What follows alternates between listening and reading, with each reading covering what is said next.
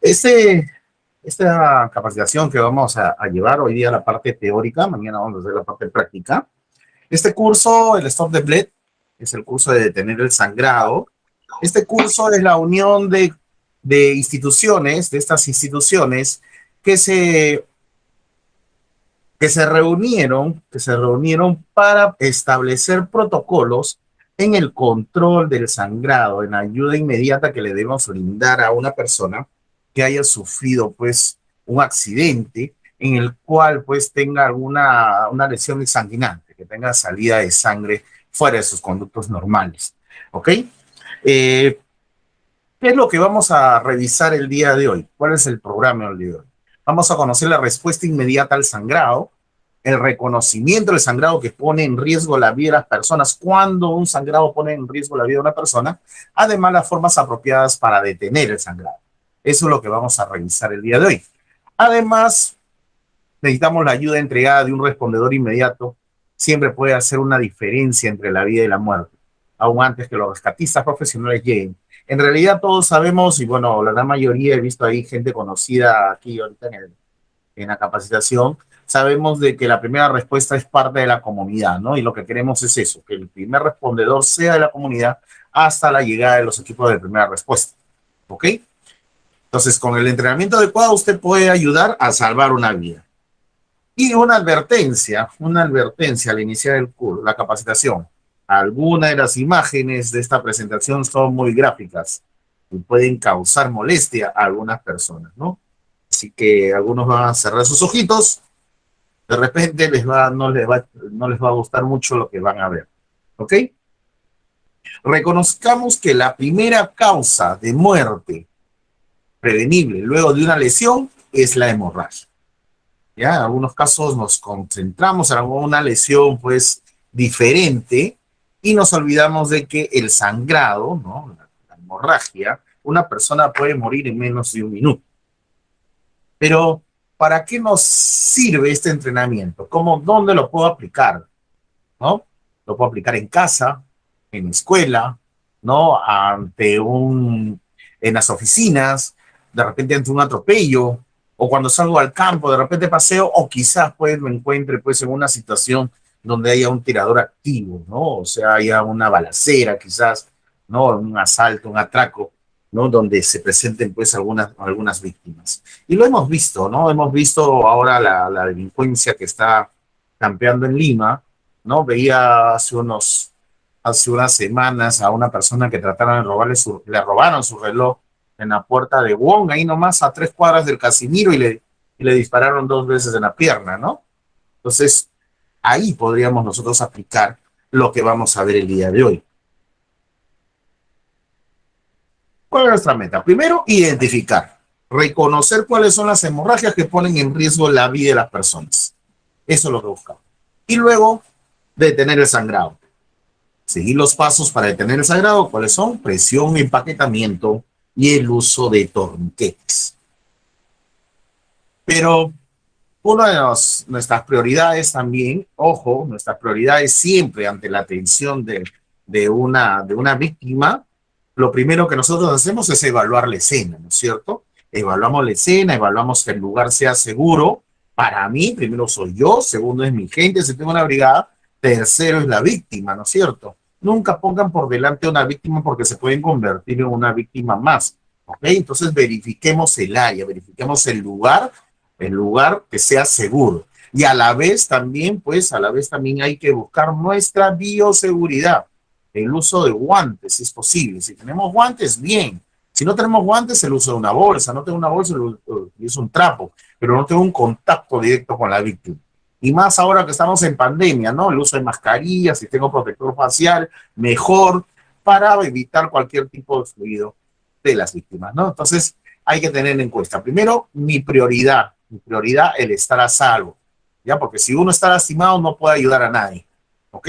Ayude a otras personas solamente cuando sea seguro hacerlo, y si la situación cambia o se vuelve insegura, hay que detenernos, dirigirnos a un lugar seguro, y si puede, lleve la víctima con usted, ¿no? O sea, si puedo llevarla a la víctima, bien, si no, la dejamos en el lugar, ¿ok?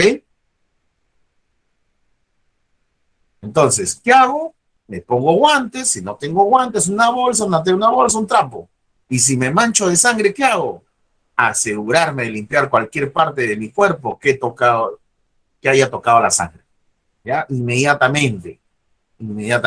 Y también cuando llegue la ayuda, pues hay que contarle al profesional de la salud, o sea, al paramédico, al encargado de la unidad que venga, que usted se manchó con sangre, o sea, que se mancharon con sangre. ¿Para qué? Para que él te dé las indicaciones de cómo poderte, pues, limpiar, cómo poderte, pues, desinfectar, o quizás, pues, vayas a realizar algún tipo de análisis posterior, ¿no? Entonces, siempre busquemos la manera de la orientación profesional, ¿ok? Busquemos la manera de la orientación profesional ante este tipo de incidentes. Pero, ¿cuál es el ABC del control de las hemorragias? Primero, alertar. Alertar aquí a los equipos respuesta, ¿no? Inmediatamente, llamar a los equipos respuesta. Ahí tenemos el teléfono, el 116 o el 106, ¿no? Que es el SAMU, ¿no? Tenemos esos números. Tenemos el B de bleeding, que es de hemorragia, y el C de compression, de compresión, ¿no? Entonces tenemos, primero, alertar aquí,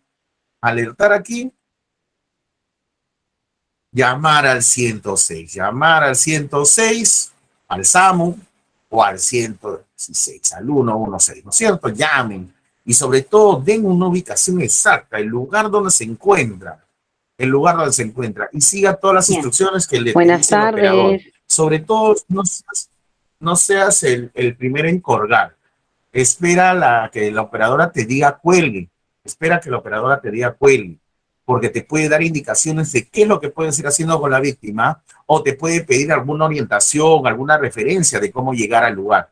Entonces, busquemos que la operadora ahí te mantenga en línea, ¿no? Ustedes se mantengan en línea y no colgar rápidamente, porque si no la operadora va a asumir que es una falsa alarma y no te va a enviar la ayuda que tú requieras.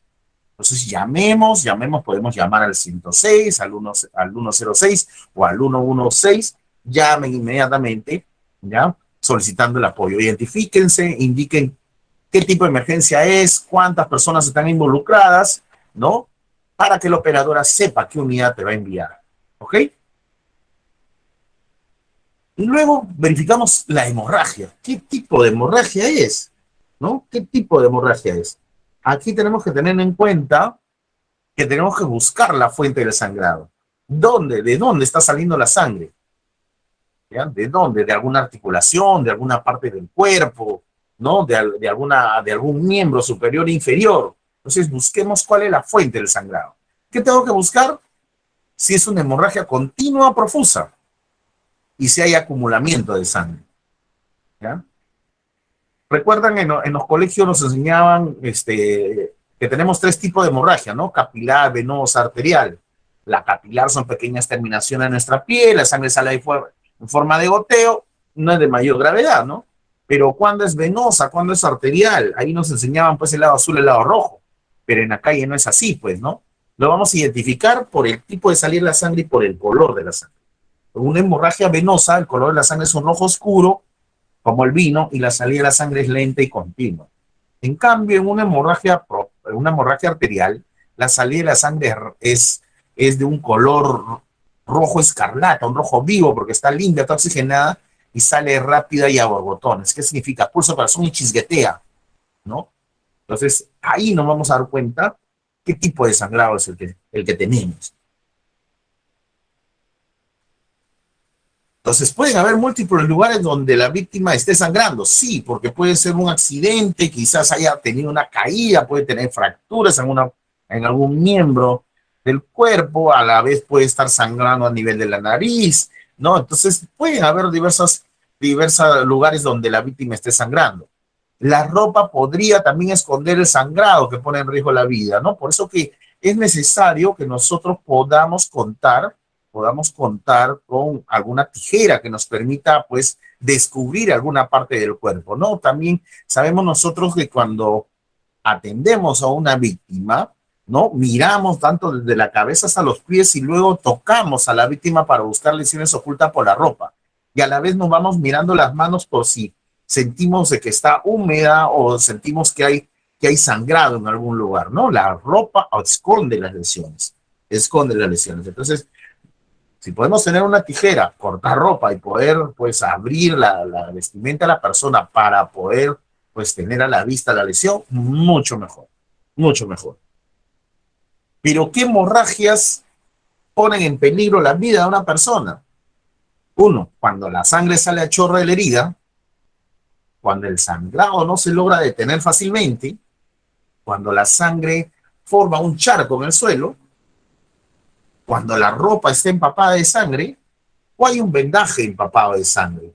También cuando hay pérdida total o parcial de un miembro, o la hemorragia causa en la víctima confusión o aletargamiento, o quizás esté inconsciente, ¿no? Entonces, en estos casos, pues, sabemos que la víctima está en riesgo, ¿no? Está en riesgo su vida, ¿ya? Cuando la sangre sale a chorro, cuando el sangrado no se logra detener, cuando la sangre que forma un charco en el suelo, o la ropa está empapada de sangre, hay un vendaje empapado de sangre, ¿no? Hay pérdida total o parcial de un miembro, o la víctima está inconsciente o aletargada, ¿no? O confundida, ¿ya? Entonces, esas hemorragias ponen en peligro la vida de una persona, ¿no? Por ejemplo, aquí tenemos una imagen. La sangre brota profusamente de la herida. Esa sería una herida arterial, ¿no? O en la segunda foto, la sangre que empapa la sábana o la ropa también pone en riesgo la vida de las personas.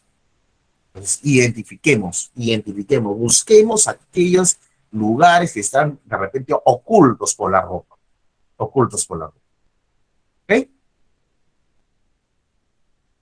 Entonces, las hemorragias, ¿dónde se podrían presentar? Bueno, ¿dónde se podrían presentar? En los brazos, en el cuello, axila, ingle y en partes del cuerpo, ¿no? En las partes del cuerpo se pueden presentar las hemorragias. En realidad, en todo lugar, ¿no? A los pies, en todo lugar se puede presentar una hemorragia. Por ejemplo, en el brazo o las piernas, es una causa más frecuente de muerte prevenible por la lesión. De repente tiene, pues, de repente fracturas expuestas, al caer de repente o un accidente de tránsito sobre una fractura, y hay rotura de tejidos, hay rotura de huesos que a la vez pueden rasgar, pueden romper una vena, una arteria, ¿no? El sangrado en estas heridas se puede controlar con presión directa o con un torniquete, y eso lo vamos a ver un poquito más adelante. ¿Okay? En las uniones, en las pliegues del torso, puede ser en el cuello, hombro, ingle, ¿no? ¿Cómo detenemos aquí? Aquí no puedo poner un torniquete, ¿no? Pero sí puedo detenerlo con simplemente la presión directa o por un empaquetamiento de la herida, un empaquetamiento de la herida. Pues nos damos cuenta de esta situación. ¿Mm? ¿Mm? Entonces, aquí podemos controlar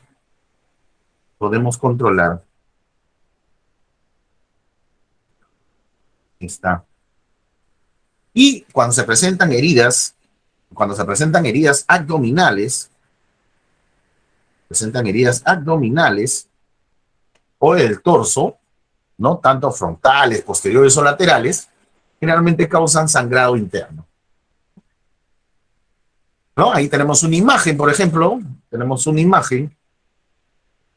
ahí es una persona que ha sufrido múltiples disparos, ¿ya? Tenemos múltiples disparos, ¿ya? Y tenemos que tener en cuenta de que aquí este sangrado no puede detenerse fuera del hospital, o sea, no lo podemos detener en la parte, en la parte de la calle, ¿no? En la parte en que nosotros decimos, no, yo puedo hacer mucho en la calle, que puedo contenerla. No es así, no es así, ¿ya? En la parte prehospitalaria nosotros no podemos contener esta hemorragia, ¿ya? Estas víctimas necesitan ser transportadas rápidamente a un centro de trauma. ¿Por qué? Porque posiblemente hay daños de órganos internos, ¿ya? Y es necesario también notificar sobre este tipo de pacientes cuando llega el equipo de servicios médicos de emergencia, ¿no? Decirle a la persona, si nosotros fuimos el primer respondedor y controlamos en un primer momento la hemorragia y cuando llegue el equipo de ayuda, decirle pues qué es lo que hemos podido detectar para que ellos tomen las previsiones del caso, ¿no?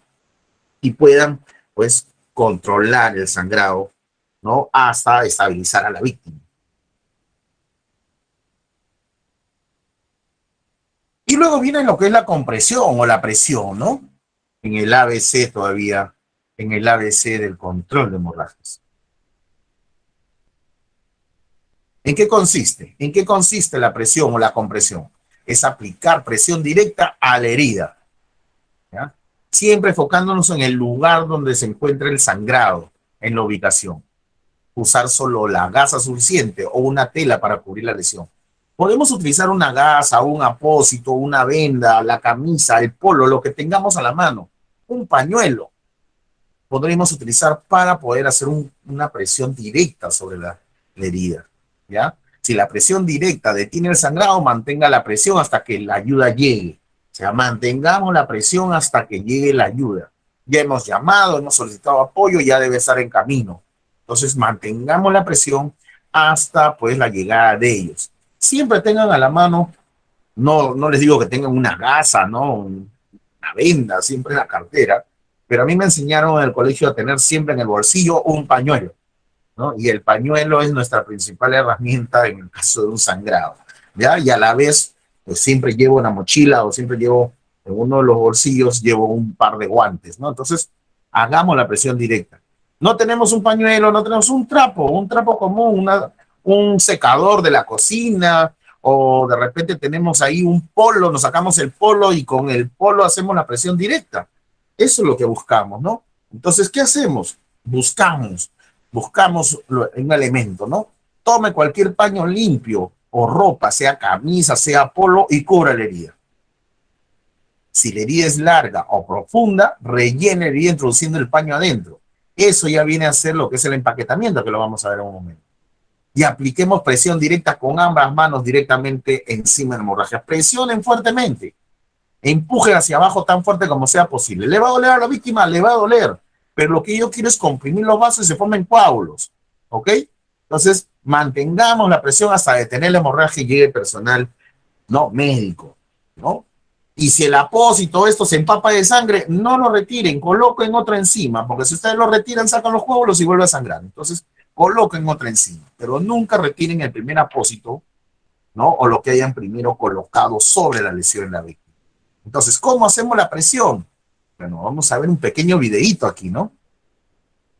Supongamos que tenemos aquí una lesión, estamos haciendo una presión directa, vamos a hacer una presión directa simplemente con un paño o una toalla, ¿no? Presionamos, ¿no? Formando apósitos y presionamos fuertemente sobre la lesión. ¿Ya? ¿Hasta cuándo? Hasta buscar detener el sangrado, ¿no? Y mantenemos la presión constante hasta la llegada de los equipos de respuesta. Eso es lo que tenemos que hacer. Primero, la presión directa. La presión directa sobre la herida. O un apósito de gasa, una tela, un pañuelo, la camisa, un polo, lo que tengamos a la mano.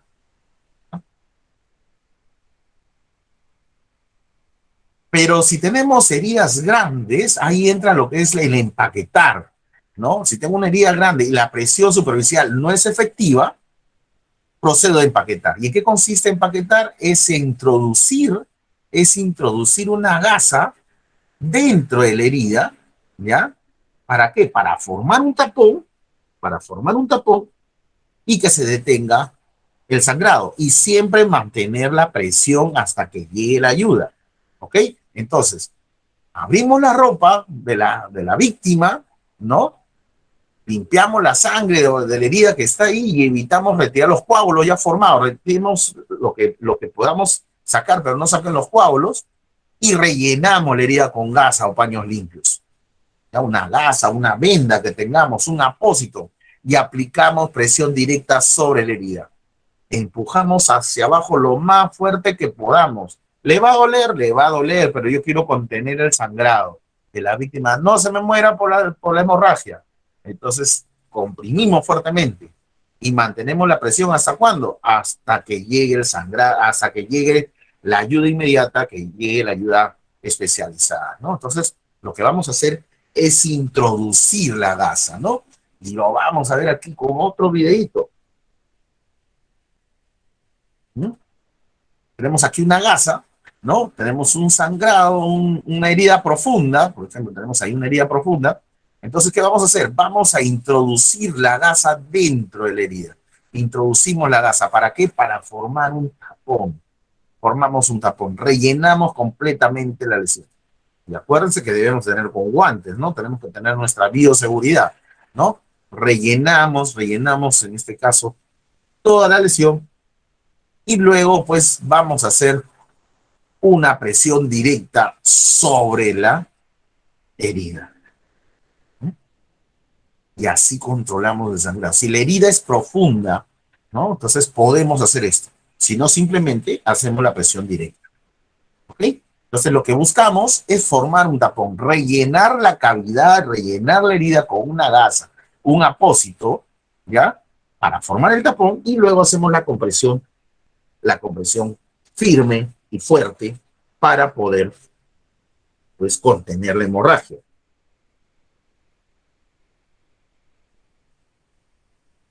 ¿Dónde podemos empaquetar? En los brazos, en las piernas, en el cuello, en las axilas, en la ingle y en partes del cuerpo podemos hacer empaquetamiento. ¿Ok? Podemos hacer el empaquetamiento. Pero si contamos con una herramienta, ¿no? Si contamos con una herramienta, como es el torniquete, ¿no? Un torniquete, luego aquí se los voy a mostrar, ¿ya? Este torniquete, por ejemplo, los torniquetes se aplican entre 2 a 3 pulgadas arriba de la herida, ¿ya? No lo coloquen sobre el codo o la rodilla, o sea, no se colocan sobre articulaciones y gire el torniquete hasta que el sangrado se detenga. Es como cerrar la llave de un caño, ¿no? Al girar lo que vamos a hacer es cerrar el pase de sangre y no saquemos el torniquete. El torniquete una vez puesto no se retira hasta llegar a un centro hospitalario. En el centro hospitalario, ahí lo van a retirar, ¿no? ¿El torniquete se puede aplicar a otras personas y a usted mismo? Sí, se puede aplicar a uno mismo. ¿Se puede aplicar sobre la ropa? También se puede aplicar sobre la ropa. Y ojo, los torniquetes duelen. Si le duele a la víctima es porque lo estamos haciendo bien, ¿ok? Y se podría requerir un segundo torniquete para detener el sangrado también. Si vemos que hemos cerrado un torniquete y aún así sigue saliendo sangre, podemos colocar uno un poco más arriba y hacer también la presión. O sea, podemos tener hasta 2 torniquetes, no hay ningún problema, ¿ya? Entonces, puede haber un segundo torniquete. Entonces, el torniquete, ¿ya? Hay que enrollarlo alrededor del brazo, la pierna, 2 o 3 pulgadas sobre el sitio del sangrado, ¿ya? Ajustar el torniquete lo más posible, evitando que quede libre, y enrosquelo hasta que la hemorragia se detenga. Y luego hay que asegurar la palanquita, ¿no? Para que no se desenrosque y anotemos la hora del colocado. Pero aquí lo vemos con un video. Están colocando un torniquete, es uno de los torniquetes.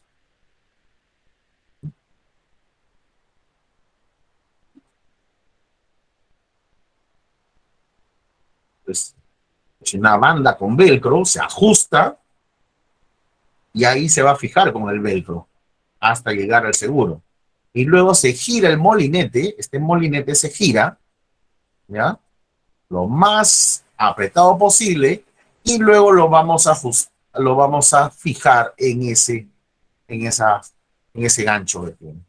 Y luego volvemos a pasar la banda y cerramos el seguro con esa banda blanca y ahí colocamos la hora en que hemos colocado el torniquete.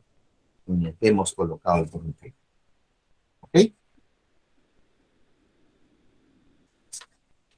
Pero existen diversos tipos de torniquete. Existen los torniquetes soft, los torniquetes CAT, los SAN, que es mayormente para articulaciones, ¿no? Tenemos los TX, hay diversas formas de torniquetes. Hay bandas a veces como las que usamos para lo que es inyectoterapia, ¿no? Que son unas bandas elásticas, también se pueden utilizar como un torniquete. ¿Ya? Entonces, los torniquetes no neumáticos para extremidad recomendados son los CAT de generación 6, generación 7.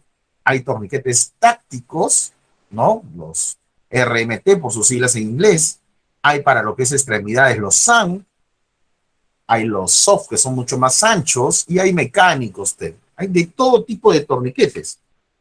Pero los que vamos a ver ahora, ¿no? Son los que les voy a mostrar en un ratito, ¿no? Los torniquetes neumáticos para extremidad recomendados son los Delphi, los torniquetes neumáticos tácticos.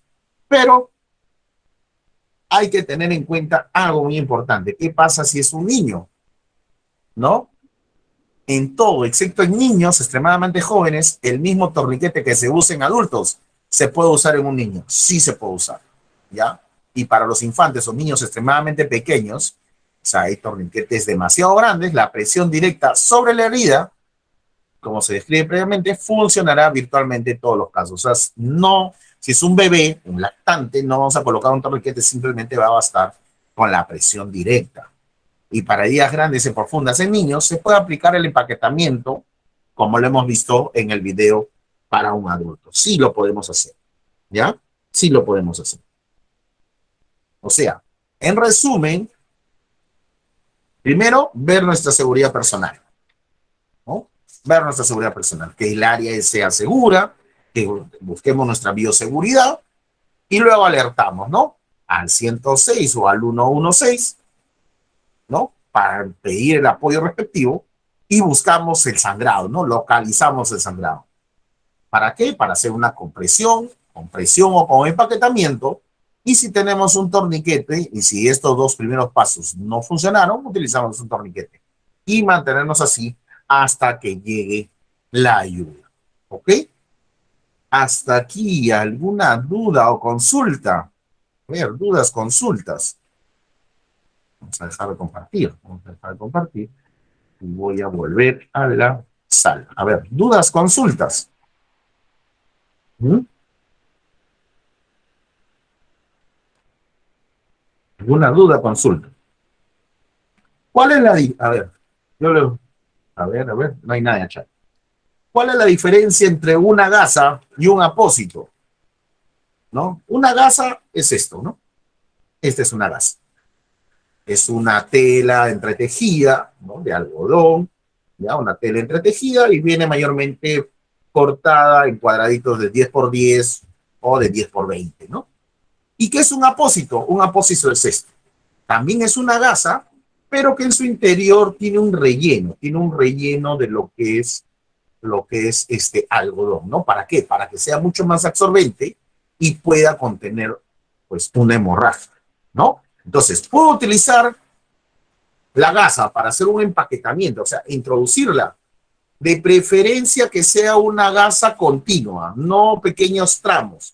¿Por qué? Porque al introducir pequeños tramos uno se puede quedar en el interior y no va a ser fácil de salir. Pero si no tengo una gasa que sea de un tramo largo, ¿no? Pero si podemos tener una venda, ¿no? Estas vendas que uno consigue en la, en la farmacia, ¿no? Tenemos estas vendas, ¿no? Estas vendas de rollo. Esta sí me puede facilitar el introducir dentro de la lesión, ¿ya? Entonces me va a ayudar, me puede ayudar y puedo, sobre todo, puedo hacer una presión directa en la herida. Puedo hacer una presión directa en la herida. Existen, existen en el mercado, existen ustedes, si es que les gusta investigar o quieren tener ustedes su, su botiquín bien habilitado, ¿ya? Bien habilitado. Entonces, pueden obtener esto. Por ejemplo, yo tengo acá mi botiquín, este es mi botiquín personal, este es mi muslera. Pues yo lo abro y tengo esto. Tengo una venda especial, una venda, se llama un vendaje israelí, porque tiene una mariposa que me hace permitir contrafuerza y me hace presión directa. Tengo también la gasa que vimos en el video, esta gasa es una gasa continua y también tiene un elemento homostático que va a coagular fácilmente la sangre. Entonces tengo esta gasa y también tengo otro tipo de gasa, ¿no? Que también es una gasa continua para poder hacer un empaquetamiento efectivo, ¿ya? Y bueno, también tenemos las tijeras y tengo otras cosas más, ¿no? Tengo una manta para prevenir el shock y tengo apósitos y gasas. Esa es mi muslera principal, ¿no? Es para mi atención personal, ¿no? Aparte tengo otro para lo que es atención de víctimas. Entonces, si no tenemos una gasa, no tenemos un apósito, simplemente un trapo. O si no, no se pudo contener la hemorragia con la presión directa y la compresión, tenemos los torniquetes, ¿ya? El torniquete es esta banda de velcro, una banda, una banda de velcro, y lo que uno hace es ajustarla en la parte del miembro, por ejemplo, voy a colocar aquí, ¿ya? Ahí, tengo acá, coloco, y luego lo que voy a hacer es ajustar el molinete, ¿no? Comienzo a ajustar el molinete, es como cerrar la llave del caño, y lo que voy a hacer es fijarlo en los ganchos y luego cerrar, ¿no? Cerrar también con el velcro, sobre todo también con el velcro. ¿Para qué? Para darle mayor seguridad y luego, ¿qué hacemos? Lo cerramos y anotamos. Pero el día de mañana que tenemos la práctica, vamos a utilizar los torniquetes. Y si yo no tengo torniquete, ¿qué hago? ¿Puedo hacer un torniquete improvisado? Sí, puedo hacer un torniquete improvisado. Lo podemos hacer con una venda. Entonces, también podemos manejar torniquetes improvisados. Entonces, estos torniquetes ahora, bueno, se pueden conseguir ya acá en Lima, ¿no? En las tiendas que venden artículos militares, entonces se puede conseguir estos torniquetes. Ya hay de diferentes colores. Hay negro, que es el torniquete táctico. Hay de color azul, que es el de rescate, y naranja, que es el de práctica, ¿no? Siempre se recomienda que si tengo un torniquete que es para prácticas, o sea, que he practicado con él varias veces, ya no lo use para una tensión real. ¿Por qué? Porque puede haber quizás algún daño ya, se pueda generar algún daño y cuando queramos hacer el cerrado completo, se puede hasta romper el torniquete. Entonces tengamos uno destinado para prácticas y otro destinado para lo que es la tensión ya netamente del control de hemorragia. ¿Ok? Entonces, siempre hay que prever, ¿no? De que si yo voy utilizando este equipo constantemente, voy practicando, practicando, practicando, siempre hay un desgaste. Y cuando sea la oportunidad de que este equipo necesariamente quiero que funcione bien porque tengo que atender a una víctima, debo colocar uno que nunca haya sido practicado. ¿Ok? Esa es una recomendación que les doy, porque no evitemos pues una posible falla de equipo o no ajuste bien, ¿ok? ¿No? Siempre tener una tijera corta ropa, una tijera útil, ¿no? Que permita abrir prendas y poder buscar el sangrado, ¿no? Poder buscar el sangrado. Entonces, tengamos una tijera, bueno, no necesariamente puede ser una tijera de trauma como esta, pueden tener las tijeras quirúrgicas que tienen en los botiquines, quizás ustedes dentro del hospital, suficiente, ¿ya? Suficiente para que puedan ustedes manejar la situación. ¿Ok? ¿Alguna duda, consulta? ¿Duda o consulta?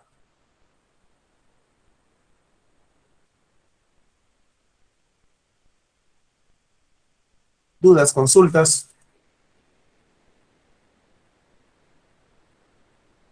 ¿Todo está claro? ¿Me escucharon? ¿No me escucharon? ¿Mm? Ver en el chat. Nada. ¿Mm? ¿Ok? ¿Algo? ¿Dudas? ¿Consultas? Nada, todo está claro. ¿Seguro? ¿Mm? ¿Qué me dicen?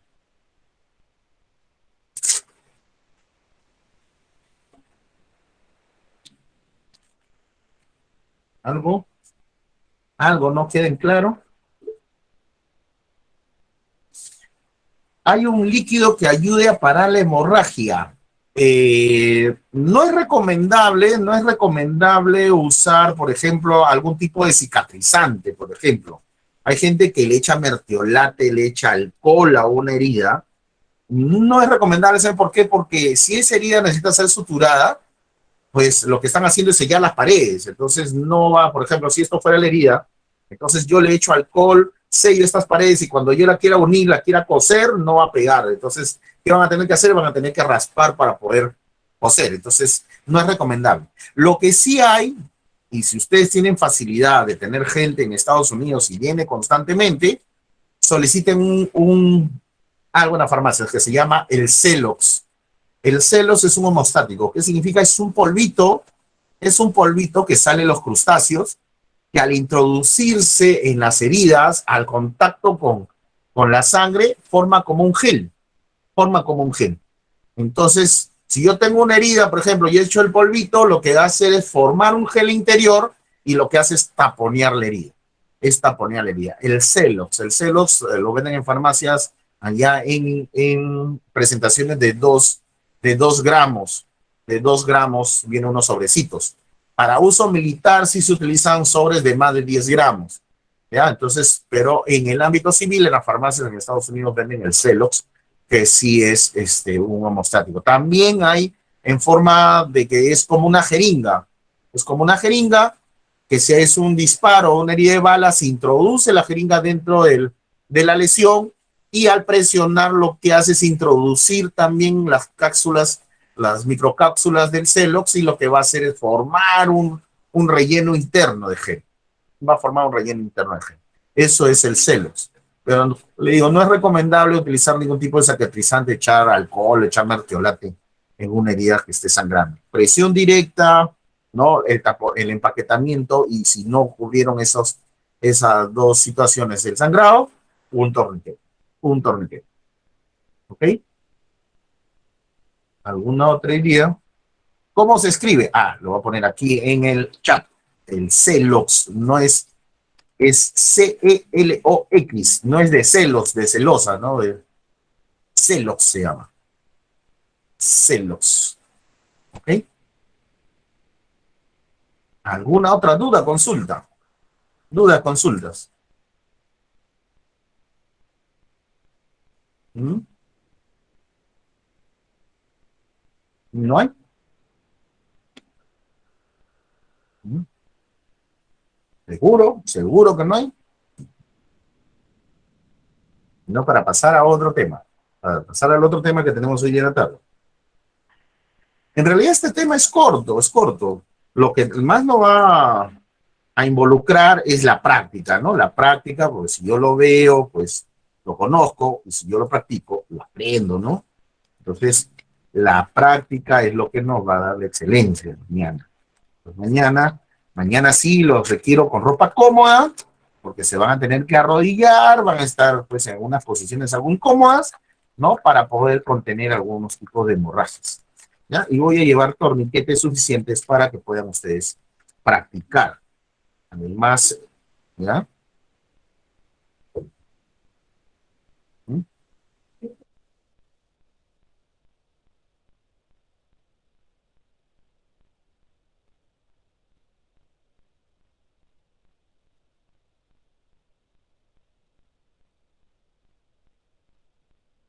Preguntaron aquí, ¿cómo tratar una hemorragia interna cuando se está lejos de un punto de ayuda? Ahí está la situación. Una hemorragia interna no la podemos atender en la parte prehospitalaria. Tenemos que llevarla inmediatamente a un centro hospitalario, ¿no? Mantenerle estable a la víctima, controlar la hemorragia, si tiene una hemorragia superficial, pues controlarla inmediatamente, pero si es interna, ahí sí, ¿no? Puede haber sangrado a través de la nariz, puede haber sangrado, si vemos sangrado que sale a través del oído o de la boca, algo está sucediendo, ¿no? O vemos la inflamación del abdomen, es que tenemos pues una hemorragia interna, ¿ok? Entonces, no, es traslado inmediato, solicitar apoyo inmediato. Eso no lo podemos hacer en la parte prehospitalaria, en la parte externa, ¿no? ¿Ok? ¿Alguna otra duda, consulta? ¿Mm? Duda, consulta.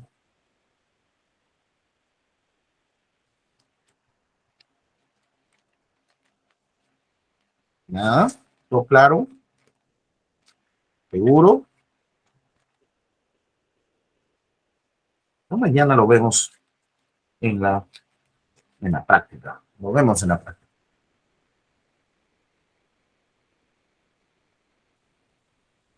Bien. Entonces, pasamos al siguiente tema. Entonces, si es que no hay ninguna duda, pregunta sobre lo que es control de hemorragias. ¿Mm? ¿Sí? Vamos a pasar entonces al siguiente tema. Y lo vemos aquí.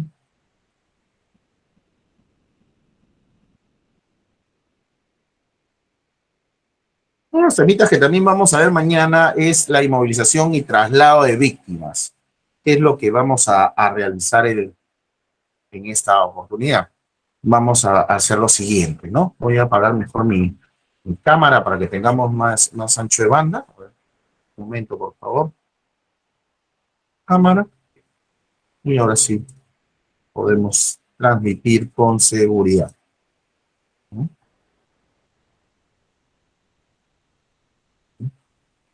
Transmitir con seguridad.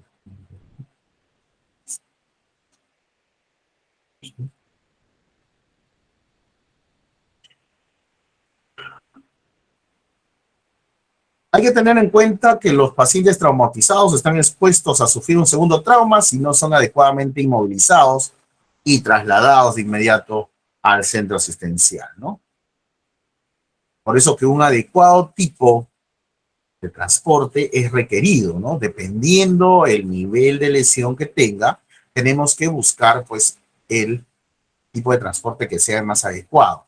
Lamentablemente, nosotros vemos en la calle que cuando atropellan a alguien, paran un station wagon, abren la maletera y como paquete lo llevan, ¿no?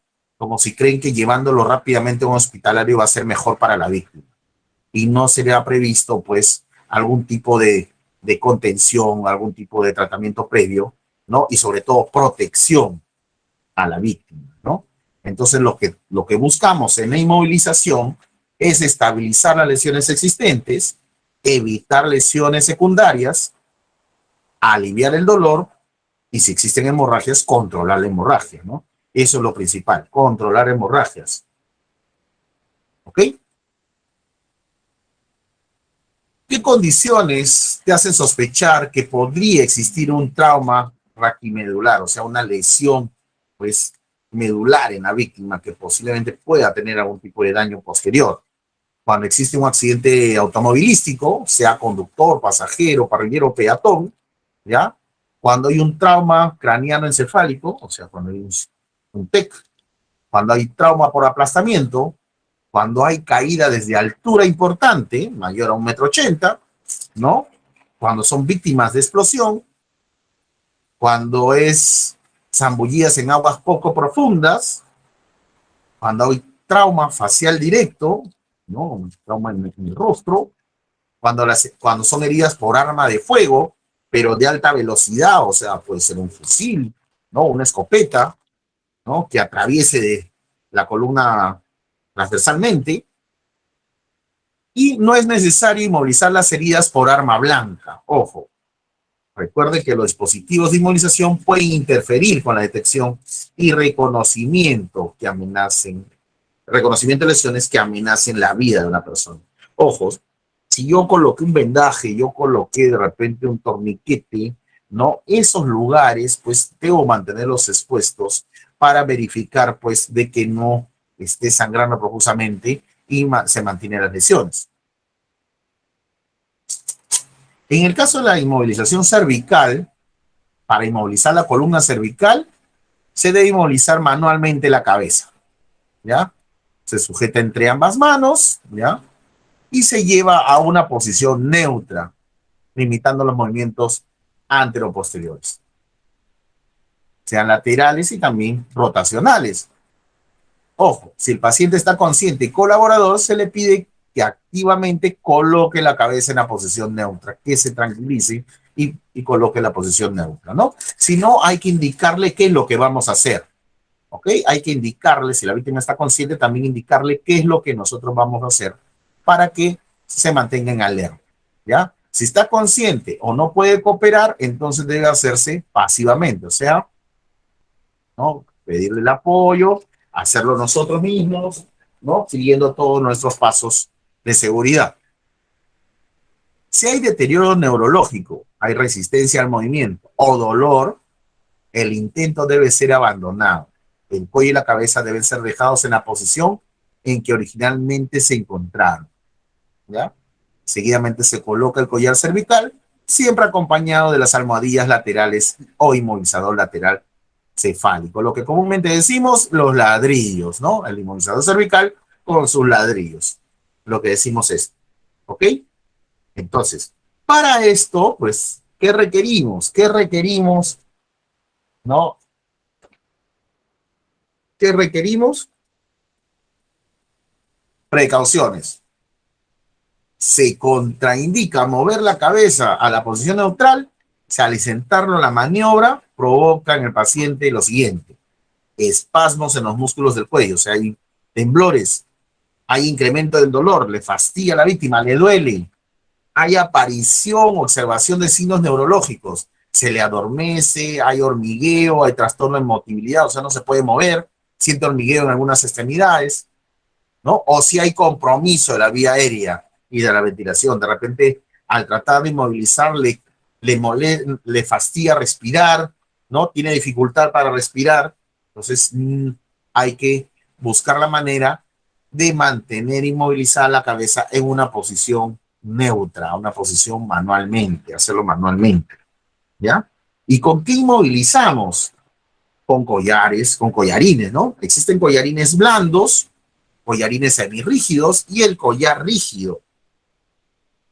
El collar rígido. Bueno, son de diversos tipos y los podemos encontrar en todo momento. Existen otros tipos más de collarines, ¿ah? Existen otros más de collarines. Y ojo, hay que recordar que los collarines cervicales no inmovilizan completamente y que usted debe continuar inmovilizando la cabeza del paciente traumatizado manualmente, una vez haya colocado el collar cervical, ¿no? O sea, si yo mantengo sujeta la cabeza, mi compañero coloca el collarín, yo sigo sujetando la cabeza de la víctima, ¿no? Si es que ya la tengo en una camilla, ahí voy a colocar los inmovilizadores laterales, o sea, los ladrillos, y ahí la puedo fijar, y ahí recién puedo soltar la cabeza, ¿ok? O sea, no te va a inmovilizar completamente, no te inmoviliza completamente, ¿ya?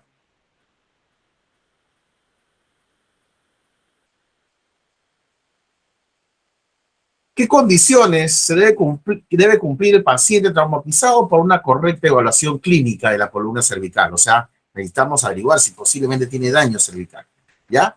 Cuando está completamente alerta, consciente y orientado, no ser paciente psiquiátrico retardado o con retardo mental, no tener trauma encefalocraniano, no estar bajo el efecto de drogas o el alcohol, no tener dolor en el cuello, no tener signos neurológicos anormales y no se debe cruzar con otras lesiones o heridas que distraigan la atención del paciente.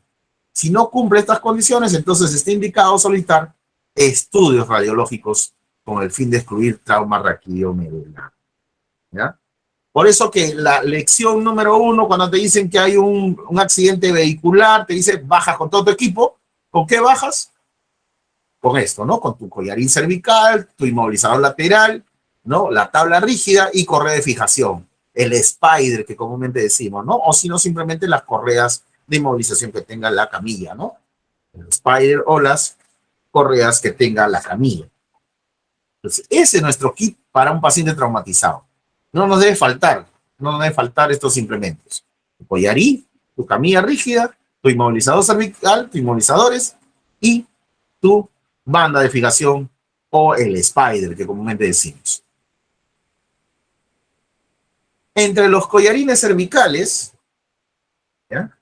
La inmovilización cervical es la maniobra más importante. Tenemos que hacerlo lo más pausado posible, ¿ya? Una persona fija la cabeza, ¿no?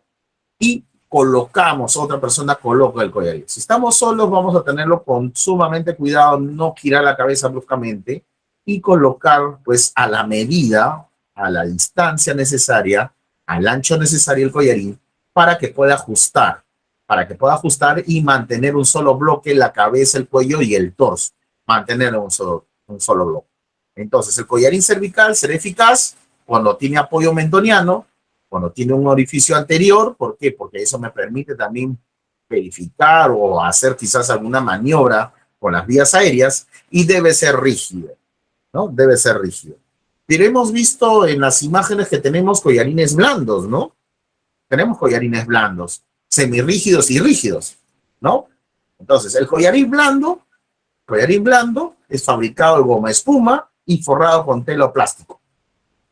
Suele tener forma rectangular y solo se utiliza para tratamiento rehabilitador, ¿no? O sea, ya hemos pasado por una lesión, ¿no? Hemos estado con collarín demasiado tiempo y ahora me dicen que paulatinamente puedo volver a mis actividades, pero con este tipo de collarín, con este tipo de collarín blanco. Tenemos los semirrígidos, son los más conocidos como los modelos Thomas. En algunos casos son de dos partes, ¿ya? Son de dos partes. Es fabricado en plástico duro, ¿no? Y se está unida con velcro, ¿no? Se une a través de un velcro, un pega-pega, ¿no? Como decimos nosotros, un pega-pega. Esos son los collarines semirrígidos. Y el rígido son conocidos como los Philadelphia o los Stigmex. Pero mayormente nosotros decimos, pásame el collarín, ¿y qué le decimos? Pásame el collarín Ambú, ¿no?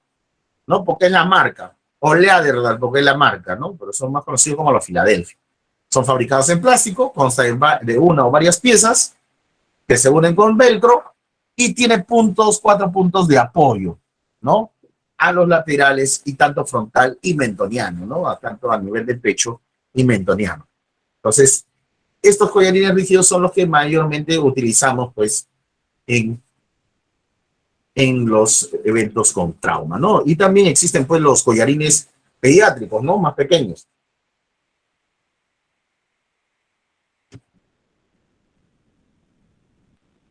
Y el inmovilizador lateral lo que hace es que contribuye a la correcta inmovilización de la columna cervical, ya que el collarín, ojo, no solo inmoviliza, no te va a inmovilizar al 100%. Entonces, ¿en qué consta? En una base acolchada, en que se fija la camilla, ¿ya?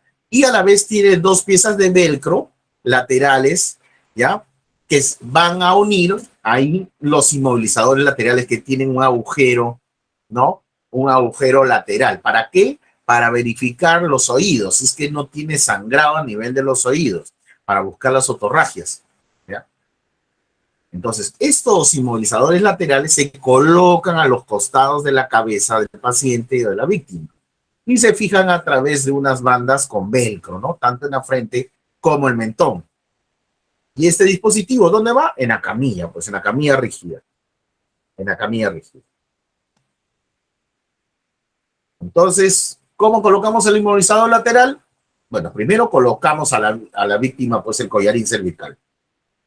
¿Ya? Ajustamos la base del inmovilizador a la tabla espinal, o sea, a la camilla rígida, y la ajustamos a las correas, y la cabeza del paciente se coloca en la base de este inmovilizador. Y luego colocamos, pues, ahí los inmovilizadores laterales, ¿no? Que tienen la forma de trapezoide. Y luego ajustamos por medio de las cintas, tanto en el mentón como en la frente. Y así inmovilizamos. Ahí recién podemos retirar las manos que hemos sujetado la cabeza de la víctima, ¿no? Y tenemos nuestra tabla espinal rígida, ¿no? Larga, que es aproximadamente de entre 42 centímetros por 1,86 de largo, ¿no? Pueden ser camillas de madera, pueden ser de polietileno, de metal o otro material para el transporte de víctimas. Las de plástico son radiolúcidas. ¿Qué significa? Que puedo tomarle una radiografía a la persona estando a ella en la camilla, ¿ya? Y son mucho más livianas y por hecho se han popularizado más, ¿no? Existen, pues, de todo tipo, ¿no? Ahora he visto también que hasta recuerdan a la fábrica Basa, que hacía juguetes, que hace los tuppers, ¿no? Ahora también hace camillas rígidas y dice que soportan aproximadamente 180 kilos de peso. No las he probado, no tengo yo una camilla Basa, ¿no? Pero nos puede ayudar y además que el precio es bastante razonable, ¿no? Bastante razonable. Luego también existe la tablilla espinal rígida, corta, que es de aproximadamente 46 por 81 centímetros, ¿ya?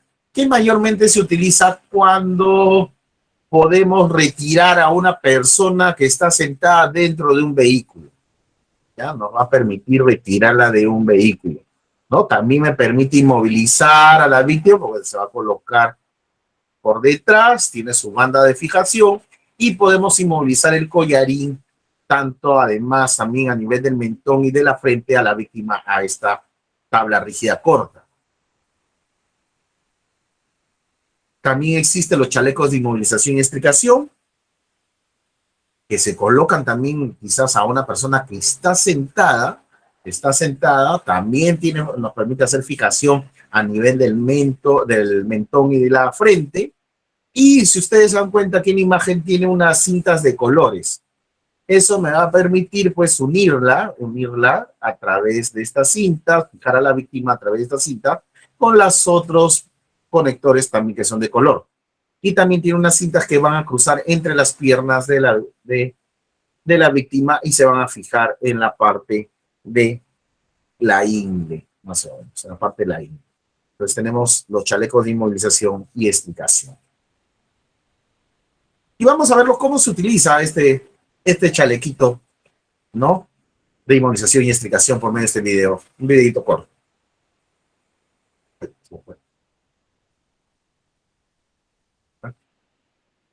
Chaleco de extricación, body espinal, fernoquet o férula espinal. Son algunos de los nombres que recibe este sistema, que es uno de los clásicos en la inmovilización y extracción de accidentados del interior de un vehículo. Hoy en este tutorial nos hemos venido al Parque de Bomberos de Guadix para enseñaroslo. No os mováis, que comenzamos.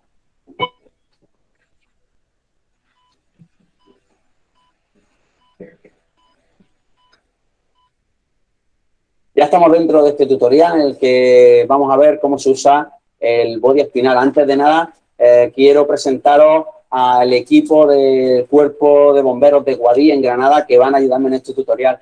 Ellos son Antonio, Miguel Ángel y Sergio.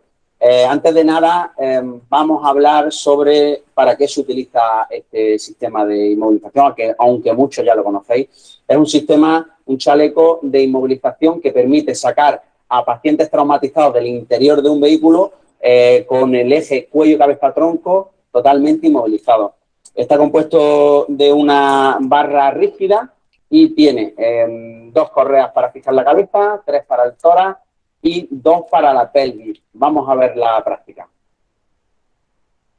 Ya estaríamos en el escenario del accidente. Hemos decidido que vamos a utilizar el chaleco de extracción para un paciente que tiene una posible lesión medular y está en el interior del vehículo. Un rescatador se va a situar en la parte de atrás haciendo control cervical. El otro rescatador está en la zona del copiloto y otro rescatador, que voy a ser yo, voy a introducir el chaleco espinal. Deciros que a la hora de pasar el chaleco hacia el lado del copiloto, tener cuidado de tener las pinchas recogidas para que no se queden sueltas y no se os queden atrás, y luego evitar más movimientos de la cuenta.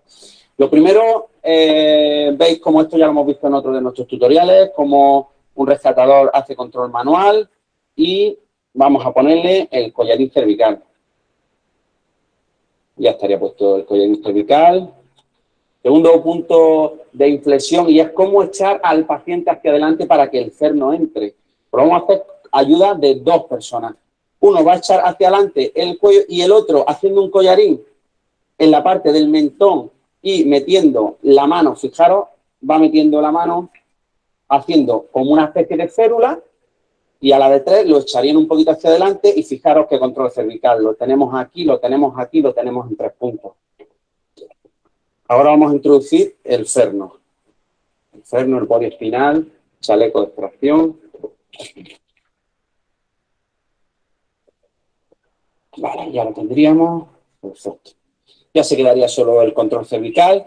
Y ahora nosotros pasaríamos de abajo a arriba. Empezaríamos por la zona de la pelvis. Las cuerdas, las correas que estén que no estén liadas.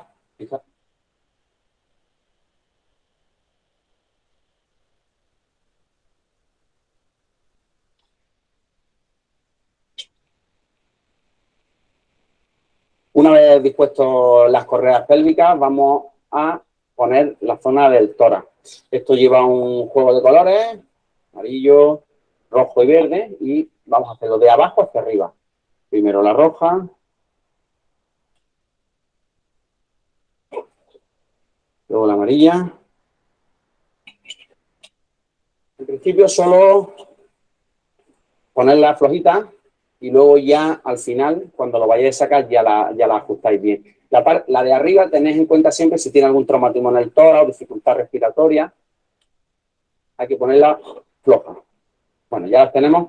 Estas correas, lo suyo es meterlas en el velcro para que no estén por ahí sueltas y no se puedan enganchar en ningún sitio.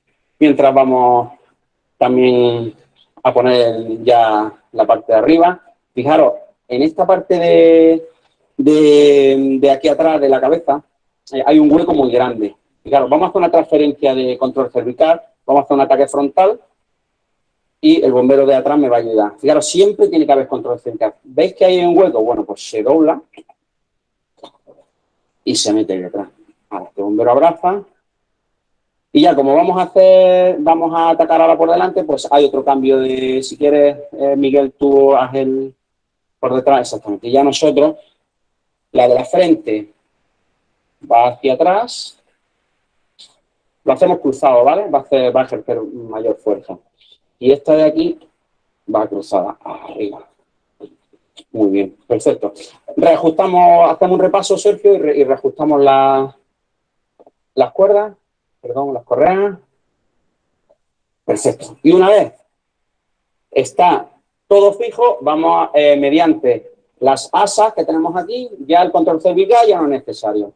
Mediante las asas, pues vamos a sacarlo. Un rescatador va a coger la tabla espinal, tablero espinal. Otro rescatador va a quitarle o a desencarcelarle los pies si los tuviera encarcelados, sacándole los pies de ahí. Y desde aquí, sí, el asiento si nos molesta lo podemos echar incluso un poquito hacia atrás, no mucho para que el nervio del coche no nos impida sacarlo. Ahí, un poquito, ya va. Y ahora, fijaros, como las piernas ya estamos libres de ahí, ¿no? Vale, pues lo voy a girar un poquito y te vienes a ayudarme. Ahí. Fijaros, una aquí, vente ya por ahí, Sergio. Una por aquí y otra por allí. Coge tú de ahí. De ahí metemos la tabla. ¿Lo tienes tú por ahí? Lo vamos tumbando, ve tumbando. Muy bien. A la de 3 lo subimos uno. Un poquito. 1, 2 y 3.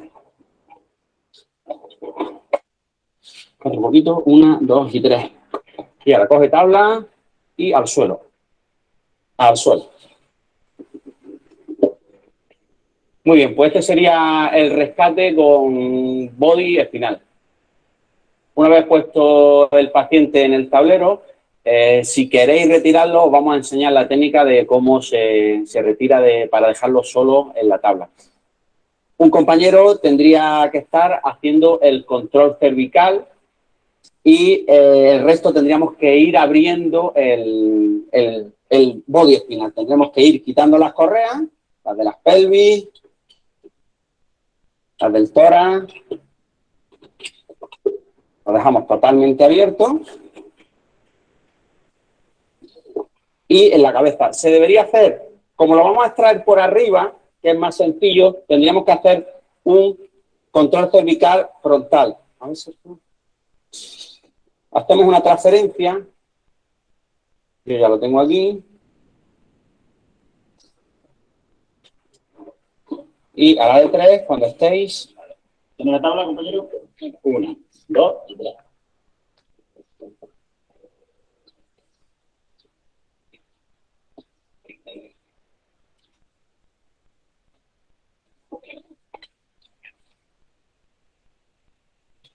Perfecto. Pues ya tendríais quitado el ferno en un paciente traumatizado. Ya le pondríamos nuestra dama de Elche y iniciaremos el traslado. Bueno, pues ya hemos llegado al final de este tutorial. Bien, ahí hemos visto el uso del chaleco de inmovilización o de explicación. ¿Ya? Mañana practicaremos tu colocación y la extracción de una persona. ¿Ok? Pero existen pues férulas también, ¿no? Férulas de inmovilización. Son dispositivos de inmovilización, pueden hacer férulas plásticas, férulas al vacío, hay férulas neumáticas. O sea, las férulas se pueden improvisar de diversas maneras. Se pueden usar tablillas, se pueden utilizar ramas, se pueden utilizar férulas anatómicas de lo que es, no partes anatómicas de la persona para unir las extremidades. Entonces, esas férulas lo que hacen es inmovilizar extremidades de la víctima. Ya vamos a practicar también algunas inmovilizaciones, algunas inmovilizaciones con algunas tablillas o improvisar también algunos, algunos con férulas anatómicas, ¿ok?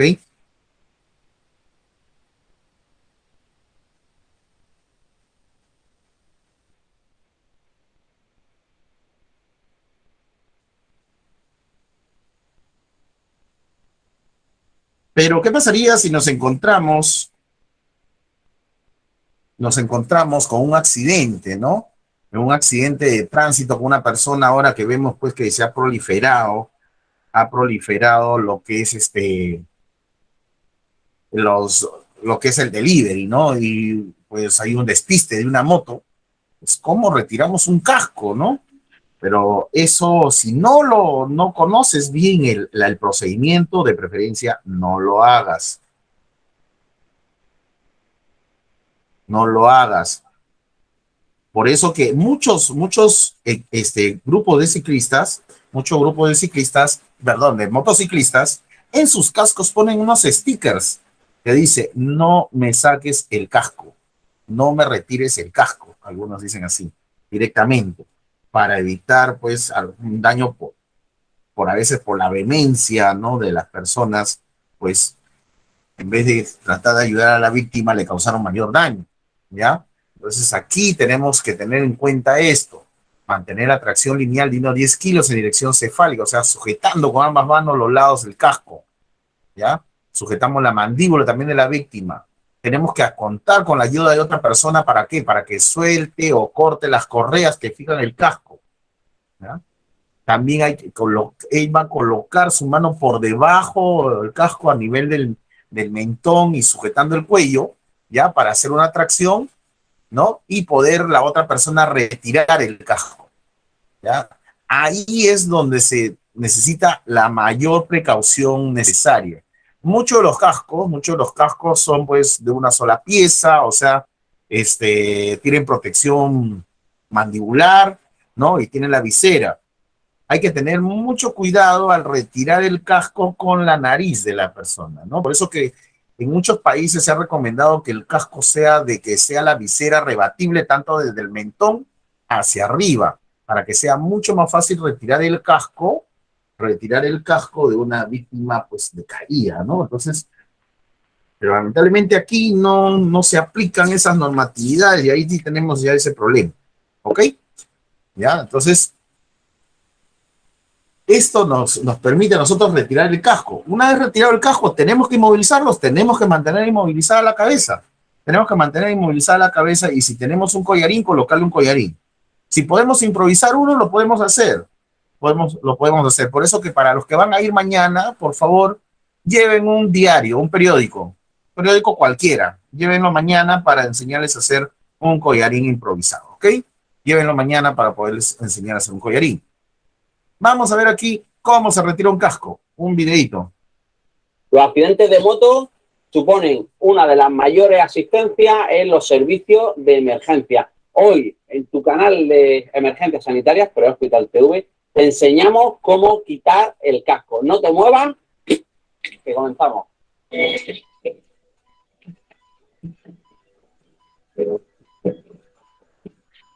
Para este tutorial cuento con la colaboración de mis compañeras Marili y Jesús. En cuanto a retirar el casco, decir que nuestro paciente tiene que estar en decúbito supino. Si estuviera boca abajo o decúbito lateral, lo tendríamos que voltearlo. En nuestro canal tenéis tutoriales sobre cómo se voltean los pacientes a decúbito supino. Otra cosa importante es que primero se quita el casco y después se pone el collarín, ¿vale? Tenemos tres tipos de abordaje. El abordaje frontal, el abordaje lateral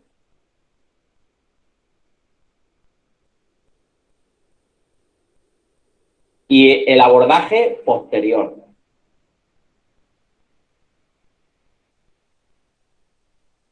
Ahora vamos a ver la secuencia con 2 sanitarios. Debe ser siempre con 2 rescatadores que conozcan la técnica. Yo sería el sanitario número 1 y Marily sería el sanitario número 2. Haríamos un abordaje antes de acercarnos. Podemos controlar el casco desde este lado o desde el frontal para que el paciente no mueva la cabeza.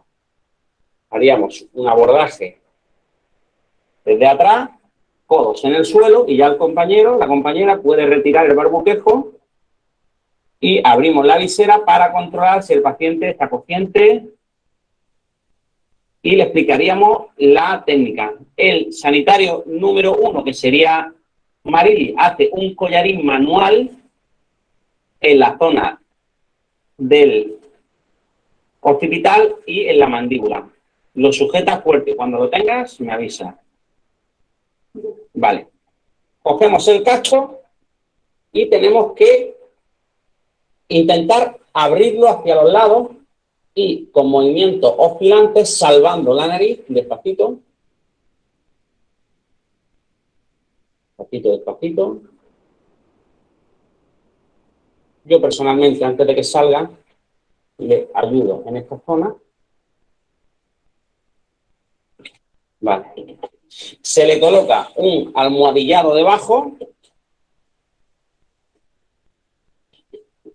Se hace una transferencia de funciones, ya la tengo. Sí. Y el sanitario número 1 le pondría el collarín. Si es con la pestaña hacia adentro, como hace la compañera, sobre todo las personas con pelo largo, va a ir muchísimo mejor. Y se colocaría el collarín. Muy bien. Bueno, pues hasta aquí el tutorial del casco. Espero que os haya gustado. Como siempre, ya sabéis, suscribiros a nuestro canal Prehospital TV. Sabéis que tenemos un Instagram que se llama Prehospital. Y ahí hemos visto pues el retiro de un casco, ¿no? Un casco motociclista. Por eso le digo, ojo, tengan mucho cuidado. Si ustedes no tienen la práctica, no tienen la suficiente expertise para poderlo realizar, no lo hagan. No, preferible mantener a la víctima con el casco, llega la ambulancia, llega el personal especializado, ellos lo retirarán ya con toda la seguridad del caso, ¿ok? Evitemos mayores daños a la víctima. Uno de los principales objetivos que tenemos es evitar mayor daño a las víctimas, ¿ok? Pero cuando estamos viendo todos estos temas, habla sobre la inmovilización manual de la cabeza, ¿no? ¿Cómo inmovilizamos la cabeza de una persona? Nos podemos ubicar detrás de la víctima, hay que colocar los meñiques bajo la mandíbula inferior y colocar los pulgares sobre la parte posterior del cráneo. ¿Para qué? Para hacer un solo bloque, para formar un solo bloque con los dedos totalmente extendidos. Coloque los 3 dedos restantes abrazando la cara, la forma completamente extendida para poder sujetar bien la cabeza de la persona y colocarla en una posición neutra, ¿ya? De lado también podemos hacerlo. Dar la cabeza de lado sobre la parte posterior del cráneo, ¿ya? Y además posicionarnos de tal manera de que el índice y el pulgar de la otra mano sobre las mejillas del paciente. Pero esto nos ayuda a nosotros a poder manejar bien también las posibles lesiones que se podrían presentar. Y también hacemos un buen manejo de las vías aéreas. Tanto lo podemos hacer tanto la parte posterior, parte lateral, parte frontal de la víctima, pero siempre con los dedos totalmente extendidos. ¿Para qué? Para poder fijar, para poder mantener a nuestra víctima pues totalmente segura y en una posición neutra. Lo hacemos, lo vemos y mañana lo practicamos. El control cervical es una de las maniobras básicas para todos los servicios de emergencia. Hoy en Prehospital TV te traemos el uso del collarín. No te muevas, que comenzamos.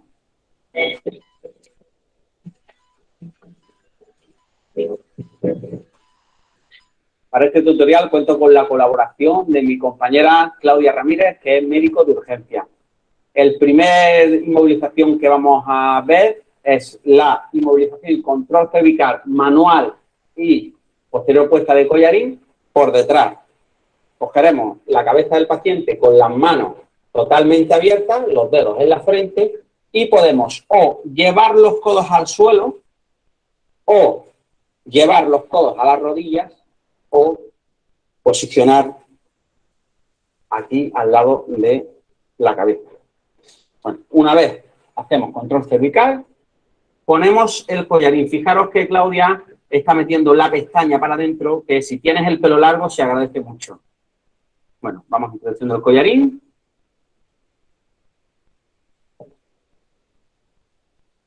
Y ese sería el ataque posterior.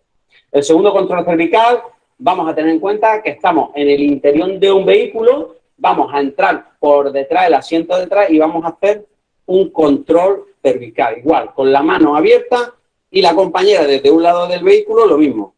Introduce el collarín y lo cierra.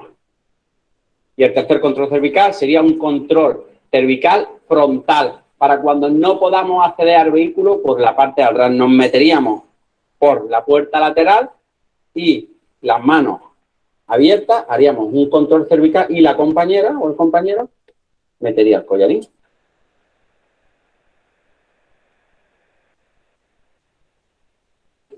Hasta aquí este tutorial rápido y sencillo para ver el...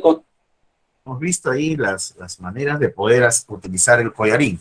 Siempre las manos nos van a servir de apoyo. ¿Para qué? Para estabilizar, colocar en una posición neutra y luego colocar el collarín, ¿ya? Pero si no tenemos este tipo de collarín, que son los tipos Filadelfia que hemos visto, que son los rígidos, podemos improvisarlo. Por eso que les decía a ustedes, pues, si pues mañana podrían llevar un diario y podemos utilizarlo para poder inmovilizar. Ya les voy a explicar cómo poderlo hacer, cómo poner la medida exacta para poderlo colocar sobre la víctima, ¿ya? Y eso nos va a permitir, pues, hacer una buena inmovilización y a la vez un buen manejo de las vías aéreas. En el caso de las vías aéreas, siempre hay que mantenerlas permeables, o sea, que permitan el paso del ingreso del aire y la víctima, pues, no tenga un problema respiratorio, ¿ya? Y para eso podemos hacer una maniobra, que es la elevación del mentón, ¿no? Frente al mentón, elevar la cabeza a colocarla a un punto neutro donde pueda ingresar el aire a la víctima. No es de que voy a colocar mi mano sobre la frente y la otra sobre el mentón y voy a llevar hacia abajo y elevarla completamente. Eso podría causar un daño a nivel de las cervicales. Entonces lo que buscamos simplemente es mantener una posición neutra en que la vía se permanezca permeable y pueda ingresar el aire completamente hacia la víctima, ¿ya? Hacia la víctima. Eso es lo que vamos a buscar, pero veremos aquí.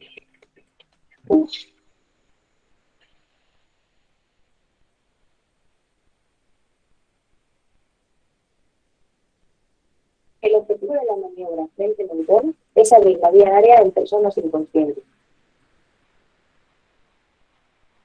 Colocar a la víctima tumbada boca arriba y sobre una superficie dura.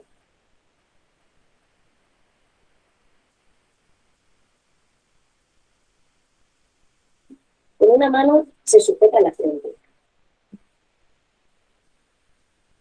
Con la otra, usando los dedos, se echa la cabeza hacia atrás. Desplazamos la mandíbula hacia arriba y delante. Se acerca el oído hacia la boca del paciente y se comprueba durante 10 segundos si respira o no. Ver, oír y sentir.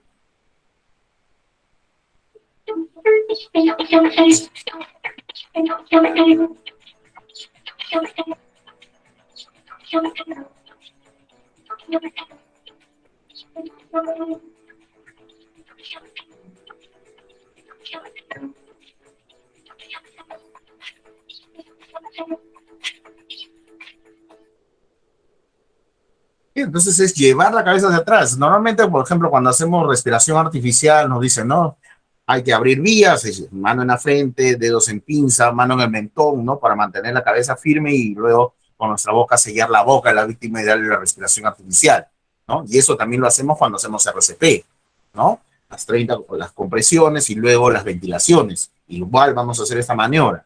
Pero si tenemos una sospecha de que la víctima tiene posible lesión a nivel de las cervicales, pues vamos a buscar simplemente un punto neutro para que pueda ingresar el aire, pueda respirar ella sin mayor dificultad, ¿no? Si sospechamos que tiene pues una lesión ya, pues, ¿no? De acuerdo pues a la cinemática del trauma, por lo que pasó, por el incidente que tuvo, el accidente que tuvo, yo sospecho que sí tiene una lesión en la columna, puedo hacer también esto, no puedo hacer la tracción, no puedo hacer, ¿no? La maniobra frente al mentón, puedo hacer lo que es el levantamiento mandibular, ¿no? O la tracción mandibular.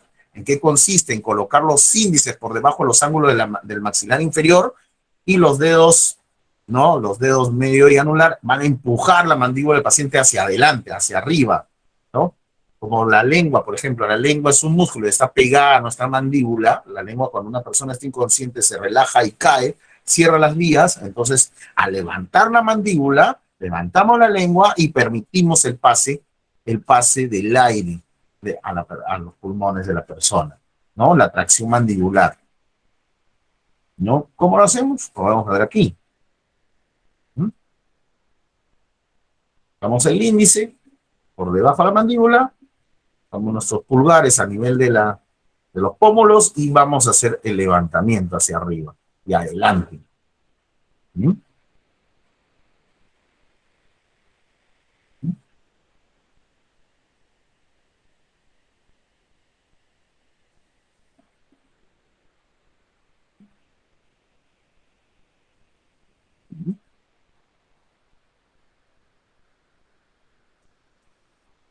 Entonces, esta maniobra nos permite a nosotros permeabilizar las vías, que se mantengan libres, que se mantenga la persona pues ventilada, ¿no?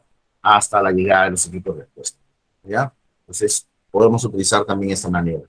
Pero tenemos inmovilizada a nuestra víctima, ¿no? La hemos inmovilizado, de repente hemos colocado quizás una férula o por las lesiones que tenga, tenemos que transportarla, quizás, ¿no? ¿Cómo la transportamos? ¿Cómo la movilizamos? De repente el lugar se torna inseguro o de repente estamos en un lugar donde la ayuda inmediata no va a poder llegar, entonces tenemos que trasladarla, ¿no? Trasladarla con toda la seguridad del caso, con todas las medidas de seguridad necesarias para evitar posibles lesiones. Primero le hemos brindado los primeros auxilios, hemos estabilizado sus lesiones y luego la vamos a transportar, ¿ya? Solo en casos extremos, sea incendio, electrocución, asfixia, inundación, aprisionamiento por hierros, deberá trasladarse con el máximo cuidado hasta el lugar más próximo donde se le pueda prestar los primeros auxilios. O sea, en este caso, hemos extraído para luego estabilizar. En cambio, primero hemos estabilizado, extraemos y trasladamos, ¿no? En el momento del traslado hay que tener en cuenta que al enfermo o al accidentado se le debe mover el cuerpo lo menos posible. O sea, si voy a llevarlo, voy a transportarlo, no debo correr, no debo ir apresuradamente, ¿no? Ni mucho menos zarandear a la víctima. Por eso que hay técnicas de cómo vamos a poder movilizarnos, ¿ya? En el caso de transportes, existen diversas técnicas. Cuando yo estoy solo, cuando estoy pues en compañía de alguna persona, cuando tengo elementos o cuando pues de repente tengo ayuda de curiosos, ¿no? También, ¿no? O sea, hay varias cosas que puedo aplicar y también es de acuerdo a la lesión de la víctima. De acuerdo a la lesión, busco el transporte que sea más adecuado. Regla general en lo que es transporte de víctimas. Primero es tu capacidad física como primer respondiente, como rescatista. Mi capacidad física. Si yo veo que la víctima es de mayor envergadura y definitivamente no la puedo cargar y el piso me lo permite, la arrastro a la víctima, ¿no? Pero si tengo curiosos alrededor, utilizo los curiosos que me ayuden para hacer levantamiento de la víctima. Busco mi capacidad. Recordemos que nosotros tenemos una carga máxima, ¿no? Una carga máxima. Como varón, 25 kilos, como dama, 15 kilos como carga máxima. Entonces busquemos eso, acoplarnos a la capacidad física que tengamos, ¿ok? Por eso, si yo voy a hacer un transporte sin camilla, es necesario utilizarlo cuando hay que alejar rápidamente al accidentado del lugar en que se encuentra, o cuando no es posible acceder hasta él con una camilla. ¿Podemos improvisar camillas? Sí se puede improvisar camillas, Pero si estamos solos, podemos arrastrar a la víctima, puedo cargarla, la cargo. Si la puedo arrastrar, la arrastro. Si tengo curiosos, que los curiosos me ayuden, ¿no? Entonces existen diversos tipos de transporte. Por ejemplo, tenemos métodos de arrastre. Este caso, por ejemplo, es de un solo socorrista, ¿no? Este mayormente yo lo conozco como el transporte bombero, en que la víctima de repente se encuentra inconsciente en un lugar donde se ha llenado de humo, ¿no? Donde hay que entrar a nivel del suelo, rampando, gateando, colocarnos sobre la víctima y luego vamos a amarrar sus muñecas y vamos a pasar nuestra cabeza o parte de nuestro cuerpo por ese aro que hemos formado con sus brazos para luego proceder nosotros a retirarnos arrastrándola a la víctima lo más pegado al suelo posible, ¿no? Si es que hay humo, hay mayor temperatura, mayormente lo utilizamos para lo que es en caso de incendio. Y la víctima está inconsciente, ¿no? Si estuviera consciente, pues vamos a guiarla o vamos que ella se sujete a nuestro cuello y podamos nosotros arrastrarla, ¿ya? Entonces, vamos a atarla. Este es un transporte de arrastre, un transporte bombero, yo lo conozco como transporte bombero. Otros conocen el transporte bombero de esta manera. Yo lo conozco más como transporte de fardo, porque consiste en llevar a nuestra víctima sobre los hombros, sobre los hombros. Es trasladar su peso hacia nuestros hombros, no a nuestra espalda, sino a nuestros hombros, y formar un seguro, ¿no? Mayormente vemos a la víctima que la cargan sobre los hombros y se les tambalea, se le mueve a un lado hacia el otro. El seguro es esto: sujetar el brazo o la muñeca de la víctima con el brazo que va entre las piernas de la víctima. Eso va a permitir que la víctima se estabilice y nosotros podamos retirarla rápidamente del lugar. ¿Ya? Ese es un transporte bombero o fardo, ¿no? Realmente yo lo conozco como fardo. Hasta puedo correr con la víctima y no se me desestabiliza, no se me va a caer. Pero si yo no puedo cargar a la víctima, la arrastro, ¿no? Si el piso me lo permite, ojo, ¿eh? Si el piso me lo permite, ¿no? La puedo sujetar a nivel por debajo de las axilas y levantarla o semisentarla y luego proceder a arrastrarla. O simplemente sujetarla a nivel de los tobillos y proceder a arrastrar, ¿no? Pero ahí corremos el riesgo de causarle algún daño a nivel de la cabeza. Pero si el piso no me lo permite, de repente es un falso piso, o es la vereda, es la pista, y tengo un elemento que puede ser de repente un mantel, una frazada, un cobertor, puedo colocarla abajo, puedo colocar ese cobertor debajo de la víctima y luego proceder a arrastrarla, ¿no? Pero ¿cómo la colocamos a la víctima sobre la frazada? Mañana practicamos. Mañana practicamos. ¿Ok? Y si tengo la ayuda de otras personas o los curiosos que tenga yo alrededor, puedo transportar a mi víctima. Si la víctima está consciente, puedo hacer una silla de mano simplemente de que la víctima se sujete a través de sus brazos por sobre mi cuello y luego cruzar mis manos por debajo de sus rodillas y sujetarme muñeca con mi compañero, formando un asiento y que la víctima pueda ser transportada al lugar, ¿no? Puede ser de esta manera, como también puede ser sujetándose de esta forma. Si es que la víctima tiene alguna lesión a nivel de la pierna o del tobillo, podemos sujetar la pierna, ¿no? Y poderla transportar, ¿no? Es un asiento de 3 manos, un asiento de 3 manos, ¿no? En que la víctima está consciente, está consciente. Si nuestra víctima sigue consciente, también puedo hacer un asiento de 4 manos en que los socorristas se sujetan la mano izquierda, la muñeca izquierda con la mano derecha y luego se entrelazan para luego pues hacer que la víctima se siente sobre ese cuadrado que hemos formado y luego con sus brazos rodee nuestro cuello y nosotros la sujetamos y luego la transportamos. Ojo, cuando nuestra víctima está consciente. Nuestra víctima está consciente. Si nuestra víctima estuviera inconsciente, podríamos transportarla en una silla, o también podemos hacer una silla de mano, pero con nuestros cuerpos a los costados para darle mayor seguridad, no se nos vaya a ladear y con nuestros brazos vamos a formar un respaldar. ¿Ok? Aquí también podemos fijar a la víctima en la silla por medio de algunas vendas o bandas de fijación para que no se nos caiga, ¿no? Si es que nuestra víctima está inconsciente. Entonces, Y esto es, pues, si la víctima no tiene lesiones graves, ¿no? Si no tiene lesiones, pues, que hemos evaluado y que realmente, pues, nos permitan transportarla, no con seguridad con este método. La movilización en bloque consiste en ladear a la víctima para luego colocarla sobre una camilla o una manta, quizás, si podamos transportarla, ¿no? ¿Cómo podemos lateralizar a la víctima, ¿no? 3 personas, una sujeta la cabeza a nivel de los hombros, otro sujeta a nivel de la cintura y de la cadera, y el tercer socorrista a nivel del muslo y de las piernas. Aquí, si se dan cuenta, se ha fijado los pies de la víctima, se han amarrado los pies de la víctima para que nos permitan hacer una buena lateralización. Entonces, esta movilización en bloque nos permite simplemente poder trasladar o poder colocar una camilla rígida a su costado y luego llevarla hacia ella. También esta movilización en bloque o hamaca de 6 brazos, ya nos va a permitir también levantar a la víctima, ¿no? Levantar a la víctima a una altura adecuada para poderla trasladar quizás a una camilla, trasladarla a una camilla.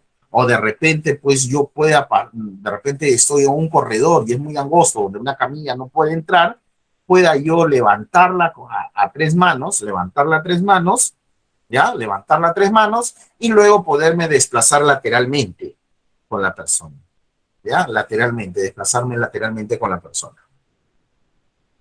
Existe otro método que es el método puente, en que uno se coloca, pues, no sobre la víctima, ¿no? Abriendo las piernas. Pero hay un inconveniente. En muchos casos no podemos abrir mucho las piernas como para poder pasar una camilla, o de repente la sincronización no es tan buena y podemos generar, pues, un, un bucle con la víctima y le causamos mayor daño, ¿ya? Entonces, no es muy recomendable hacer este método, el método del puente, ¿ya? De que vamos a estar sobre la víctima, una persona sujeta la cabeza y otra introduce la camilla por debajo, ¿no? Si no hay una buena sincronización, estamos causándole daño a la víctima. O sea, no me gusta particularmente este método porque si no sincronizan, le causamos mayor daño. Pero si tenemos una camilla, pues la pasamos a la camilla, ¿no? Entonces, ¿qué tengo que tener en cuenta? Llevar la camilla al lugar donde se encuentra el accidentado y no al revés. O sea, ¿no? Colocarla junto a la víctima, no llevar a la víctima hacia donde está la camilla. Colocar al herido una camilla con sumo cuidado, respetando siempre el bloque cabeza, cuello, tronco y piernas, ¿no? Para eso la camilla es rígida, si tenemos camillas plegables, hay camillas de todo tipo, ¿ah? Ya pueden improvisarse las camillas con camisas, con cuerdas o con mantas, ¿ya? Con mantas. Si no tenemos una camilla, podemos utilizar un tablón, podemos utilizar una puerta, ¿ya? Y luego, pues, unir a la víctima sobre ella, ¿no? Para mantenerla, pues, firme a nuestra camilla, ¿no? Por más que tenemos una camilla, llevemos a la víctima en una camilla, tenemos que fijarla, tenemos que sujetarla con bandas, con correas o con simplemente vendas. Siempre tenemos que sujetarla, mantenerla ahí, ¿ya? Y sobre todo, pues, abrigarlo convenientemente. ¿Para qué? Para evitar el choque. ¿Ya? ¿Por qué? Porque el frío perjudica notablemente. Baja la temperatura y va a ser más difícil poderla mantener a la víctima. ¿Ya? Por eso, abrigar a la víctima para mantener sus signos vitales. ¿Ya? Sobre todo la temperatura corporal. No hay que hacerla que sude, ¿no? Si simplemente mantener la temperatura corporal de la persona. Sujetarla, ¿no? Hay que ponerle correas, cintas o vendas, ¿no? Evitar cualquier movimiento brusco en que la víctima se nos pueda desplazar, se nos pueda caer, ¿ya? Y sobre todo, al levantarla, hay que levantarla con sumo cuidado, ¿no? Ojo, ¿no? No es como levantar, por ejemplo, cuando vemos la procesión del Señor Milagro, que toca la campana y ¡prum!, la levantan de un solo bloque, ¿no? Levantan de un solo bloque la imagen, ¿no? En este caso, no, hay que hacerlo con sumo cuidado, ¿ya? Si vamos a transportar con 2 camilleros, deben colocarse de rodillas a cada extremo de la camilla y luego levantarlo, ¿no? Levemente, levantarlo en forma adecuada, ¿ya? Existe también, ojo, hay que tener en cuenta aquí, les dije, lo que es la capacidad física del rescatista, ¿no?